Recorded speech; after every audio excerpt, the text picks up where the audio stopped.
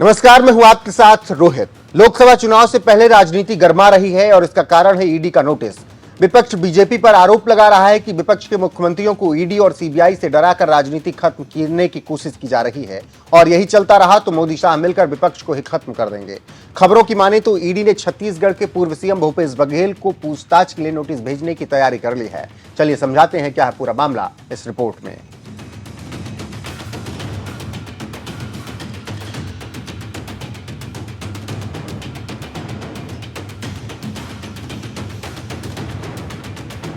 दरअसल 2014 से 2023 तक विपक्ष जिस बात को सबसे ज्यादा उठाता रहा है वो मुद्दा है ईडी सीबीआई का।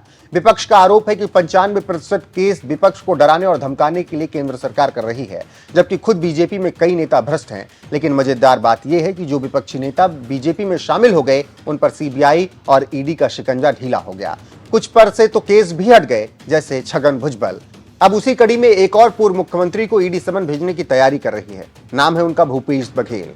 हम ईडी पर बात करें उससे पहले हम आपको बता दें कि आखिर क्यों ईडी भूपेश बघेल के पीछे पड़ी है। आपको जानकारी होगी कि जब दिसंबर में चुनाव हो रहे थे तभी महादेव ऐप का मामला उछला और ईडी ने दावा किया कि महादेव ऑनलाइन सट्टेबाजी ऐप से छत्तीसगढ़ के सीएम 500 करोड़ रुपए कमाए हैं। ईडी ने दावा किया कि 5.39 करोड़ रुपए के साथ गिरफ्तार किए गए आरोपी ने पूछताछ में ये बातें कबूली हैं। अब उसी मामले में ईडी ने करीब 1700 से 1800 पन्ने की एक नई चार्जशीट 1 जनवरी को दायर की, जिसमें 5 लोगों को आरोपी बनाया गया, जिनमें cash courier Asim Das, police constable Bhim Singh Yadav, app से जुड़े एक प्रमुख कार्यकारी शुभम सोनी और अन्य का नाम शामिल है। ईडी के वकील की माने तो पीएमएलए कोर्ट 10 जनवरी को इस चार्जशीट पर संज्ञान लेने की उम्मीद है। आपको जानकारी देते चलें कि ईडी की चार्जशीट पर बोलते हुए पूर्व डिप्टी सीएम टीएस सिंहदेव ने कहा कि ईडी ने केंद्र के इशारे पर विधानसभा चुनाव को प्रभावित किया और हमारे सीएम का नाम लिया। जिस असीम दास के बयान के आधार पर उनका नाम जोड़ा गया, उस असीम दास ने खुद कहा था कि उससे ये बयान दबाव डलवाकर दिलाया गया।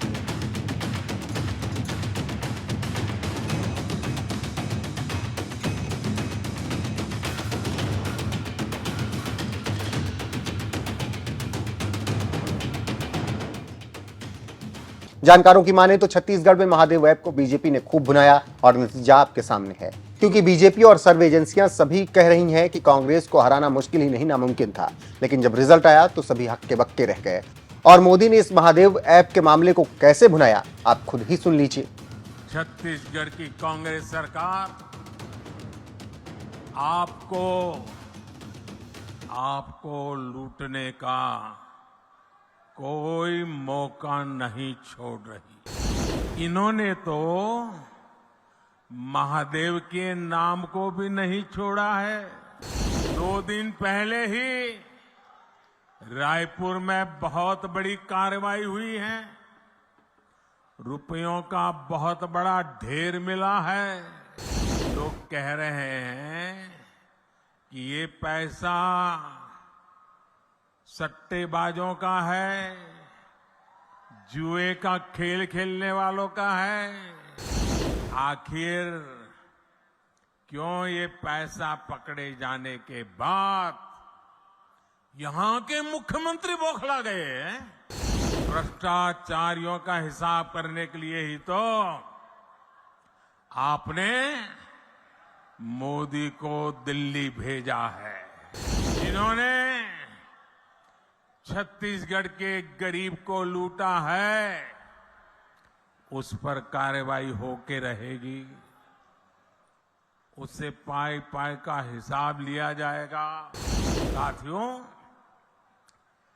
छत्तीसगढ़ की कांग्रेस सरकार आपको लूटने का कोई मौका नहीं छोड़ रही। इन्होंने तो महादेव के नाम को भी नहीं छोड़ा है।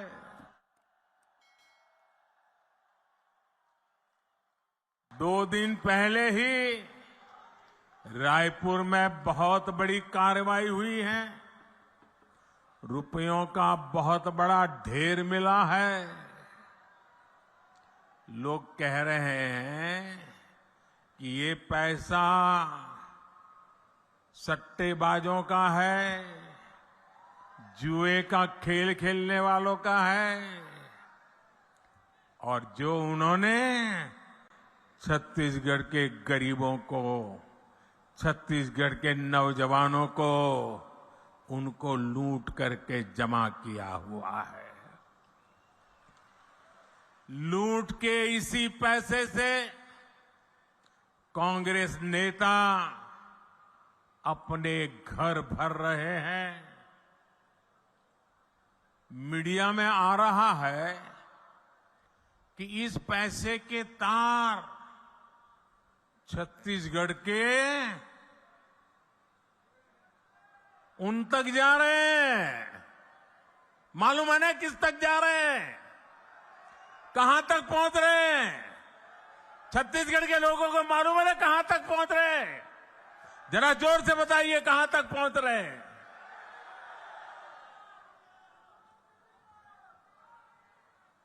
यहां की कांग्रेस पार्टी ने, यहां की सरकार ने, यहां के मुख्यमंत्री ने छत्तीसगढ़ की जनता को बताना चाहिए कि दुबई में बैठे इस घोटाले के आरोपियों के साथ उनके क्या संबंध है। जानना चाहिए नहीं जानना चाहिए भाई? तो अब तो क्लियर हो गया होगा कि कैसे एक महादेव ऐप ने कांग्रेस को धराशायी कर दिया, और आप ये भी समझ सकते हैं कि कैसे राजनीति 360 डिग्री घूम रही है। वहीं भ्रष्टाचार से जुड़े दूसरे केसों में अरविंद केजरीवाल, हेमंत सोरेन समेत विपक्ष के कई नेताओं पर ईडी की जांच पहले से ही चल रही है, और इस मामले में पिछले हफ्ते हेमंत सोरेन और केजरीवाल को बुलाया गया था, लेकिन दोनों नेताओं ने पेश होने से साफ इनकार कर दिया और आरोप लगाया कि केंद्र सरकार और बीजेपी विपक्ष को खत्म करना चाहती है। और अब जनवरी के दूसरे हफ्ते में भूपेश बघेल के नाम की चर्चा हो रही है। इससे आप समझ सकते हैं कि कैसे बीजेपी विपक्षी नेताओं को खत्म कर रही है और अपने भ्रष्टाचारी नेताओं को संरक्षण दे रही है। जानकारों की माने तो लोकसभा चुनाव से पहले ईडी और सीबीआई की धरपकड़ और तेज हो गई, और बीजेपी इससे भ्रष्टाचार का मुद्दा बताएगी और विपक्ष को खत्म करने का प्रयास करेगी। इसी पर पूरा लोकसभा चुनाव शायद खत्म हो जाएगा। देखना होगा कि आगे क्या कुछ होता है, लेकिन फिलहाल तो ईडी 2 मुख्यमंत्रियों और एक पूर्व मुख्यमंत्री से पूछताछ के लिए अपने सवाल रेडी कर रही है, जिसमें अरविंद केजरीवाल, हेमंत सोरेन और भूपेश बघेल शामिल हैं। बहरहाल देखना होगा कि आगे क्या कुछ होता है, किस पर शिकंजा कसता है और किसे क्लीन चिट मिलती है। अभी इस खबर को लेकर आपका क्या कुछ कहना है, अपनी राय कमेंट कर हमें जरूर बताएं।